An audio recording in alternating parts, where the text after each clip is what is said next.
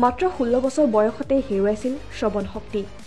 তথাপিও শেষ হ'বলৈ দিয়া নাছিল মনত পুহি ৰখা সপোনবোৰক কঠোৰ অধ্যাৱসায়েৰে নিজৰ সপোন অৱশেষত পূৰণ কৰিলে সৌম্যাই অধ্যয়নৰ দ্বাৰা প্ৰথম প্ৰচেষ্টাতে UPSCত উত্তীৰ্ণ সৌম্যা শৰ্মা প্ৰায় সংখ্যক শিক্ষাৰ্থীৰ সপোন এগৰাকী প্ৰশাসনিক বিষয়া হোৱা যাৰ বাবে দিন ৰাতি কঠোৰ অধ্যয়ন কৰে শিক্ষাৰ্থীসকলে কিন্তু তাৰ মাজতো একাংশ হয় সফল একাংশ হয় বিফল ইয়াৰে মাজতো এনে কিছুমান কাহিনী আছে যিয়ে আমাৰ মনত যোগায় অনুপ্ৰেৰণা তেনে এক কাহিনী হৈছে IAS সৌম্যা শৰ্মাৰ মাত্ৰ 16 বছৰ বয়সতে নিজৰ শ্ৰৱণ শক্তি হেৰুৱাই পেলাইছিল সৌম্যাই IAS সৌম্যা শৰ্মা দিল্লীৰ বাসিন্দা আৰু কৰ্মসূত্ৰে তেওঁৰ পিতৃ-মাতৃ আছিল চিকিৎসক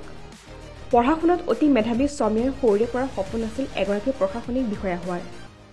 কিন্তু তাইৰ এই বাটত বাধা দিছিলে তাইৰ শ্ৰৱণ শক্তিয়ে স্কুলীয়া শিক্ষাৰ পিছত দিল্লীৰ ৰাষ্ট্ৰীয় আইন বিশ্ববিদ্যালয়ত নামভৰ্তি কৰি আইন বিষয়ত স্নাতক ডিগ্ৰী লাভ কৰে সৌম্যাই আইন অধ্যয়নৰ সময়ত সৌম্যাই প্ৰশাসনিক বিষয়া হোৱাৰ সিদ্ধান্ত লৈছিল যাৰ বাবে তাই আৰম্ভ কৰিছিল অধ্যয়ন তেওঁ কোনো ধৰণৰ কোচিং নোলোৱাকৈ অহৰহ 4 মাহ অধ্যাৱসায় কৰিছিল আৰু প্ৰথম প্ৰচেষ্টাতে UPSC পৰীক্ষাত অল ইণ্ডিয়া ৰেংক 9 নম্বৰ স্থানত তেওঁ উত্তীৰ্ণ হয়